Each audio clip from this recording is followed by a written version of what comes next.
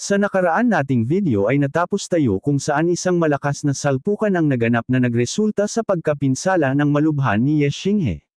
At maging ang hangal na si Liang Xiangse ni Alice na talagang dinadinbiro ang lakas na kayang mapusis ng ating bida. Nangyari din sa nakaraan ang pagkaka-breakthrough ng hangal patungo sa 8th Heavenly Layer Realm dahilan upang muli na namang lumaki ang ulo nito at makapagyabang, bukod pa dito ay nakapagbanta pa ito sa lahat na panahon na daw para sa pagpaslang.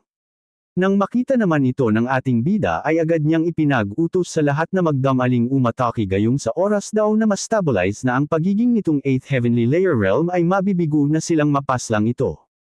Ang tila pagpapanik naman ng ating bida ay tinugunan lamang ng hangal ng isang ngiting may panghahamak sa ni Alice lamang na talagang lumaki na naman ang ulo nito dahil sa panibago niyang lakas. Ang utos naman ng ating bida ay agad na sinunod ni White Fang na walang nararamdamang takot sa hangal gaano man ito lumakas.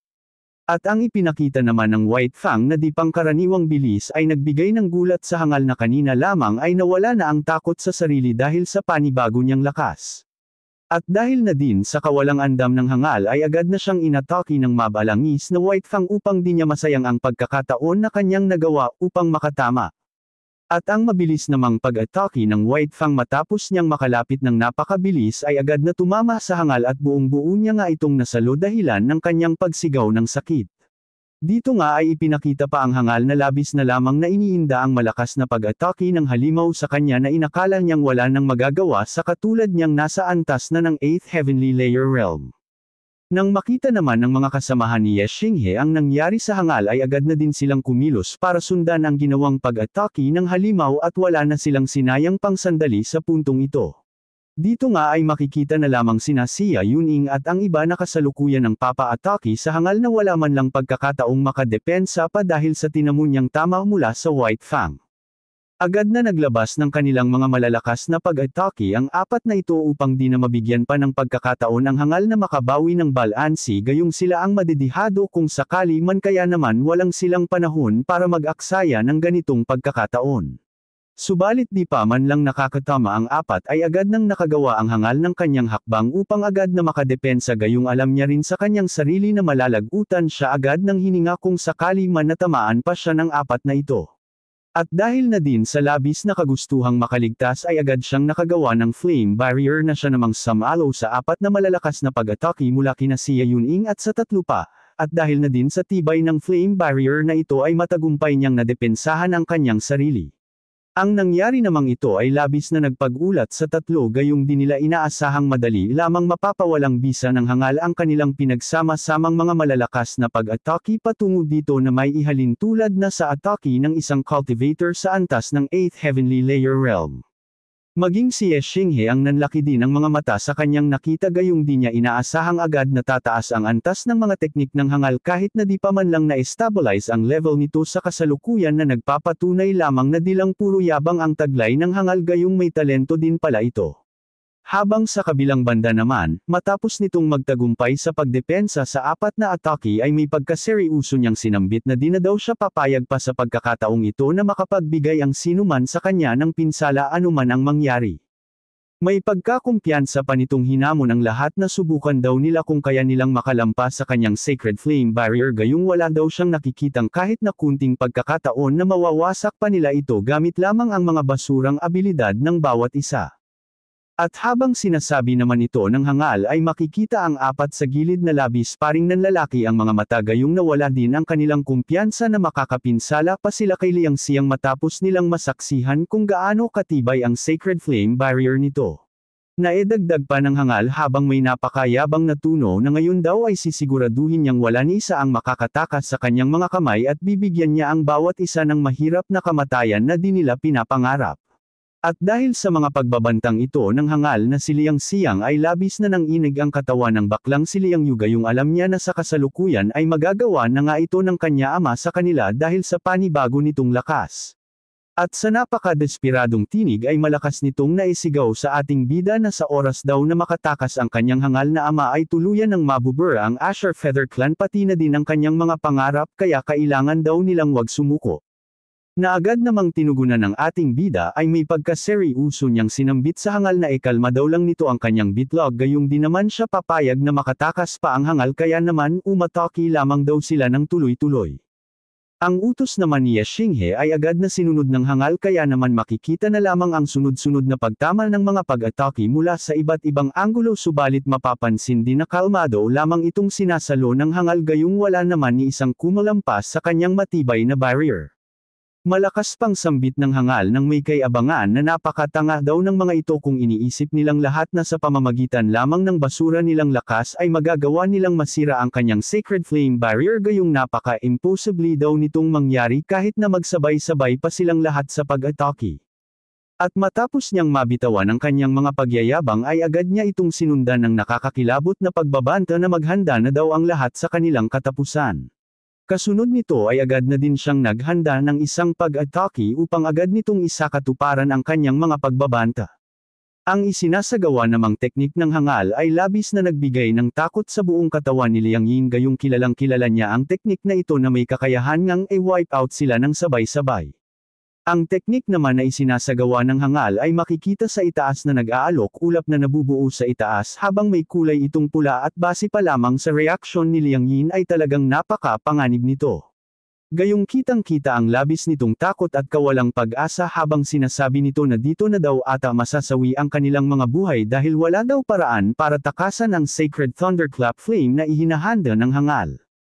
Makalipas pa nga ng ilang sandali ay matagumpay nang naihanda ng hangal ang kanyang sacred thunderclap flame kaya naman napapangiti na lamang ito nang may kay-abangan sa kanyang kinatatayuan gayong iniisip niyang walang makakasira nito.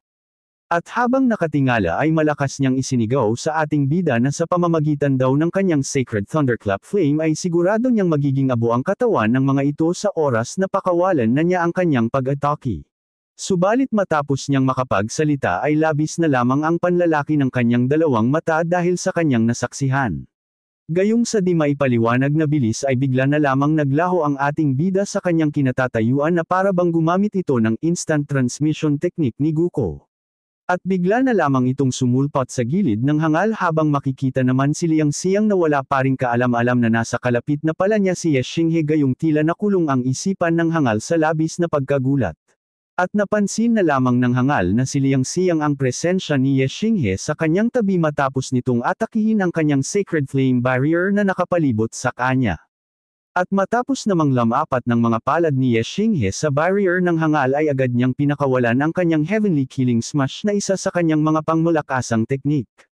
At labis na lamang nananlaki ang mata ng hangal at lalo pa siyang nagulantang gayong sa napakabilis na sandali ay di niya namalayang nakapagbigay na agad ng atake ang ating bida at kung nagkataon lamang na wala siyang barrier ay siguradong di niya magagawang makadepensa dito.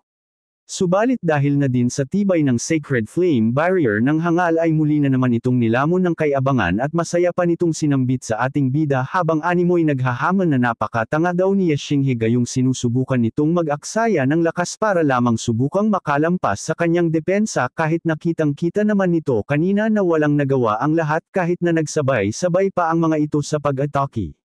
Ang labis namang kumpiyansa ng hangal ay agad din napawi matapos mag-umpisang bomb attack ang ipinagmamalaki niyang barrier dahil sa heavenly killing smash ni Xinghe. At dahil na din sa biglaang pagkasira ng sacred flame barrier ng hangal ay labis na lamang ang kabang naramdaman nito habang makikita naman ang kanyang mukha na di na mapinta pa ang itsura. At lalo pa itong nagulantang sa mga sumunod na nangyari gayong matapos ng matagumpay na pagkasira ng sacred flame barrier ng hangal ay wala na ding sinayang pang sandali ang ating bida at agad din siyang naghanda ng panibago na namang pag-atake upang tapusin ang hangal. Tuluyan nang ang pinakawala ng ating bida ang kanyang Dragon Heavenly Smash na nakita nga nating ginamit ng ating bida ng makalaban niya ang kanyang Brother Lei. Subalit sa pagkakataong ito ay mapapansin natin tila may higit na itong malakas kumpara ng una niya itong magamit sa laban at nakapaglabas pa ito ng aura ng isang dragon. Maya-maya pa mula sa malayo ay makikita na lamang ang nakakapangilabot na dulot ng pag-atake ng ating bida gayong di lang ang kanilang kinatatayuan ang nayanig sa impact, gayong maging ang buong bundok ay niyanig nito na nagsanhi pa ng napakalakas na pagsabog.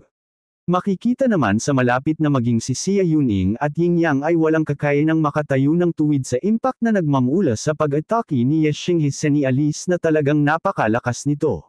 Maging ang tinaguriang Spirit Eagle na si Ling Jiu ay di din nakaligtas sa malakas na epekto ng teknik ng ating bida. Maya-maya pa ay tuluyan na ding ipinakita ang hangal na si Liang Xiang na kasalukuyan ngayon nasa himpapawid matapos nitong tamaan ng Dragon Heavenly Smash mula sa ating bida na buong-buo nga nitong nasalo. Kitang-kita sa pagmumukha ng hangal ang makapanindig balahibong kakayanan ng teknik na pinakawalan ng ating bida gayong agad nga ang hangal na nawalan ng malay matapos siyang tamaan habang puno naman ng pinsala ang buo nitong katawan. Idol hangal, alam kong nakaabot ka hanggang sa parteng ito kaya baka naman pwedeng mag-subscribe ka na at mag-like ng video. Pakipanood na din ang iba pa nating upload pagkat post mo dito, bilang patunay na isa ka talagang alamat.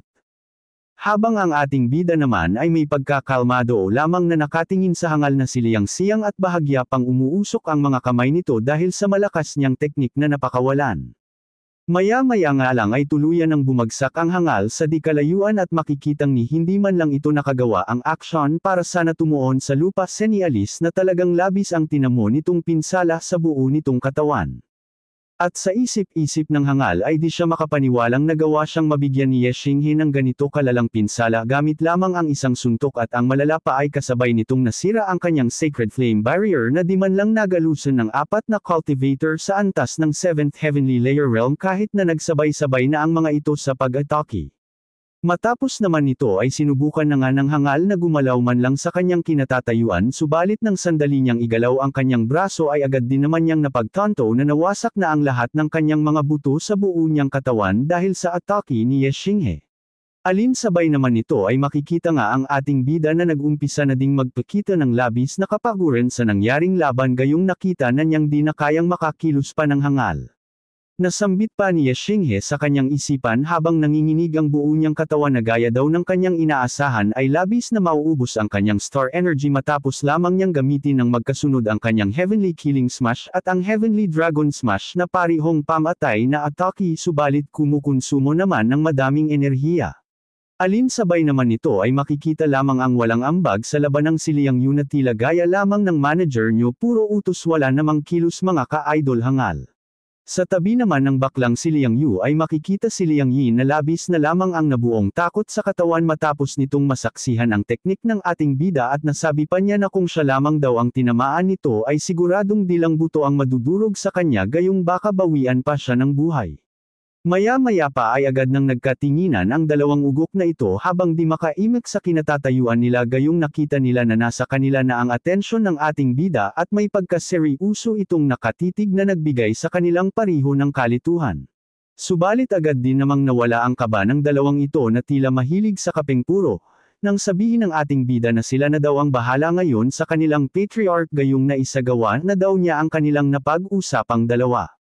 Nang marinig naman ng hangal ang sinambit ng ating bida ay agad siyang binalot ng matinding takot gayong alam niya ang kanyang kahihinatnan sa kamay ng kanyang anak na nagmanasak niya kaya naman kahit nahihirapan ay sinubukan nitong tumakas.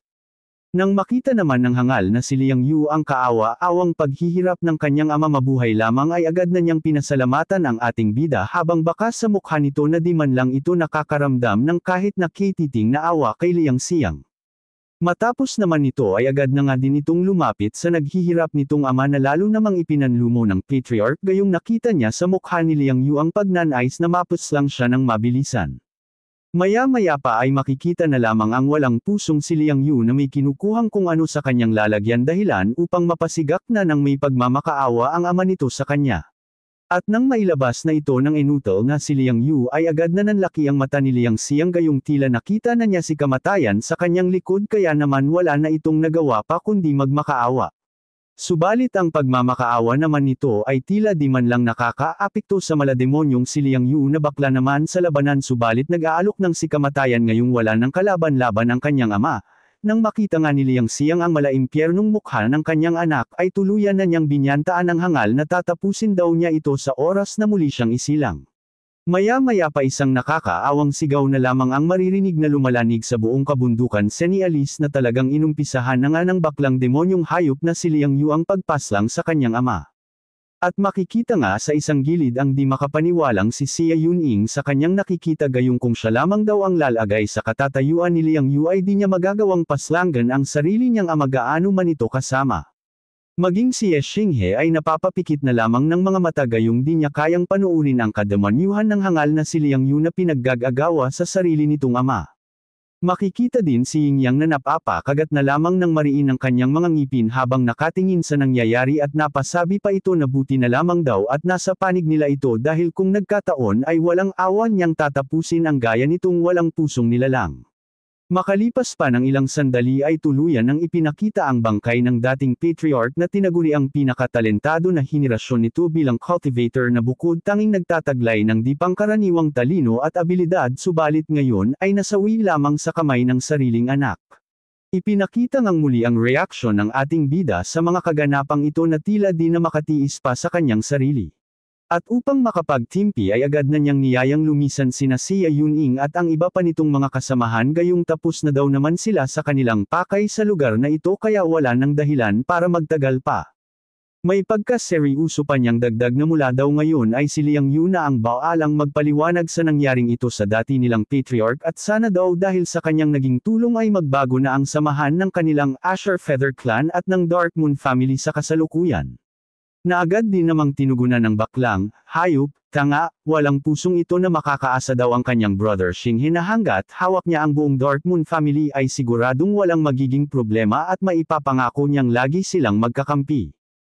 Ang sinabi namang ito ng hangal, walang puso, mamatay ka na sana Liang Yu, ay di na tinugunan pa ng ating bida at agad na lamang nitong binago ang usapan sa pagsasabing ano daw ang gagawin nito sa oras na mag-umpisa niyang mag-imbestiga ng main family sa nangyari sa kanyang ama. Na agad namang tinugunan ng hangal at marahan niyang sinabi na may plano na daw sila para dito kung saan ay gagawa daw sila ng excuse na habang sila daw ay naghahanap ng kayamanan ay aksidenteng naputs lang ang kanyang ama sa proseso. Di din daw siya papayag na makita pa ng main family ng kanilang clan ang bangkay ng kanyang ama upang di ng mga ito malaman ang totoong nangyari at di rin mabunyag ang kanyang katrehiduran na pinaggagawa para lamang maging patriarch. Ang sinabi namang ito ng hangal, tanga, demonyong gago, walang puso na si Liang Yu ay di na pinansin pa ng ating bida at iniwanan lamang niya ito ng isang seryosong tingin sa ni Alice na wala na siyang pakipa sa mga plano ng hangal. Matapos nga nito ay tuluyan na ding lumisan ang grupo ni Ye Xinghe habang naiwan naman sa eksena ang hangal na si Liang Yu na kalmado lamang na nakapanood sa paglisan ni Ye Xinghe. At matapos naman nito ay ibinaling na niya ang kanyang mga tingin sa kanyang lolo na kasama din niyang naiwan sa lugar ng labanan. Maya-maya pa nang tuluyan ng makalayo ng grupo ni Ye Xinghe ay tuluyan na ding nagsalita si Liang Yin at ayon dito na napakatalentado daw ng ating bida at nagtataglay pa ng mga di pangkaraniwang abilidad na lubhang kahanga-hanga, subalit ang ipinag-aalala daw niya ay baka subukan nitong pabagsakin ang kanilang Dark Moon family sa oras na lalo pa itong lumakas. Na may pagkaseryoso namang tinugunan ni Liang Yu at sinabi nito na ikalmo lamang daw ng kanyang lolo ang bitlog nito gayong kilala daw niya ang pagkatao ng ating bida bilang magkaklase, at nagtataglay din daw ito ng malambot na puso at tanging iniisip lamang nito ay ang kaligtasan ng kanilang pamilya kaya naman hanggat di daw sila gumagawa ng kahangalan laban dito ay makakasigurado silang di din nila makakalaban ang ating bida. Matapos naman ang sinabi ni Liang Yu ay agad nang kumalma ang matanda at binago na lamang nito ang usapan sa pagtatanong sa kung ano daw naman ang gagawin nila kay Liang Shu at sa iba pang kapanig ng dating patriarch. Na agad namang tinugunan ng hangal habang nakakunot ang noo na sa oras daw na makabalik na sila ay ito naman ang sunod nilang asikasuhin at wala daw dapat na matirang buhay sa lahat ng kakampi ng kanyang ama maging ng iba pang mga direct descendants upang makasiguradong siya na ang maging patriarch. Matapos naman nito ay lumipat ang eksena kung saan ipinakita ang malagang kagubatan sa di kalayuan sa pinangyarihan ng labanan. Kung saan nga ay makikita ang grupo ni Ye Xinghe na pinangungunahan nito, habang lahat sila ay may malungkot na ekspresyon gayong di mawala-wala sa kanilang mga isipan ang nangyari at ang katotohanang may isang anak ang nagawang makapagtrehidor sa sariling ama na siya pang tumapos ng buhay nito.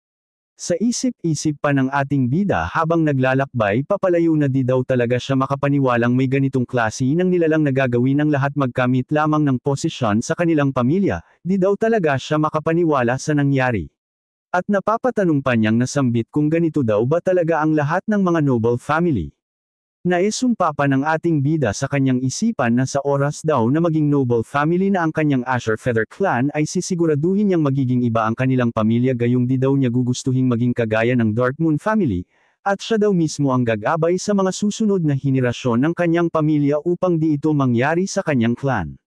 Nadagdag pa ni Ye Xinghe sa kanyang isipan na talagang wala daw ni isa ang nagtataglay ng kabutihang loob sa lahat ng henerasyon ng Dark Moon family at nakakagimbal daw para sa kanya kung di ang mga ito makakatagpo ng problema sa hinaharap gayong di daw magtatagal at muli na namang gagawa ng kahangalan ang Dark Moon family sa ibang pamilya. Matapos naman ang kanyang mga malalim na realisasyon sa mga kaganapang ito ay nasambit niya sa kanyang sarili na sa oras daw na makalabas na sila sa kagubatang ito ay siguradong makakaalis na din sila sa Mount Beiming na pinangyarihan ng makademonyong kaganapan. Subalit habang naglalakad ang grupo ng ating bida ay may bigla namang napansin si Xia Yuning sa isang gilid na dahilan ng panlalaki ng kanyang mga mata senialis na di ito pangkaraniwan lamang. Abangan sa susunod nating video ang mga kaganapan kung saan ipapakita nga sa eksena ang napaka-daming bangkay sa isang dako ng bundok senialis ng matinding labanan. Sa pagpapatuloy din ay makakakita si Ye Xinghe at Xia Yuning ng mga cultivator na nagkukumpulan sa isang dako ng kabundukan na para bang naghihintay ng kung ano. At sa kanilang patuloy na pagmamasid ay masasaksihan nila ang lalo pang pagdami ng mga cultivator na nagmula pa sa iba't ibang noble family senialis na talagang may di pangkaraniwang magaganap sa lugar na ito. At sa pagpapatuloy din ng kwento ay ipapakita na nga ang nasa siklusyong tinutukoy ni Liang Yu na sinasabing nasa antas na ng 8th Heavenly Layer Realm Expert at malapit nang mag-breakthrough sa 9th Heavenly Layer Realm na magiging panibagong kalaban ni Ye Xinghe. At kung gusto mo ka-idol hangal na mapanood ang susunod na kabanata ng ating kwento ay subscribe muna ang ating channel at wag mo ring kalimutang balikan ang ibang episode nito kung bago ka pa lamang sa ating channel. Yung bell icon nga pala ka-idol hangal ay pakipindot para lagi kang ma-update sa tuwing may bago tayong upload. Hanggang sa muli mga ka-idol hangal kong kaibigan. Follow.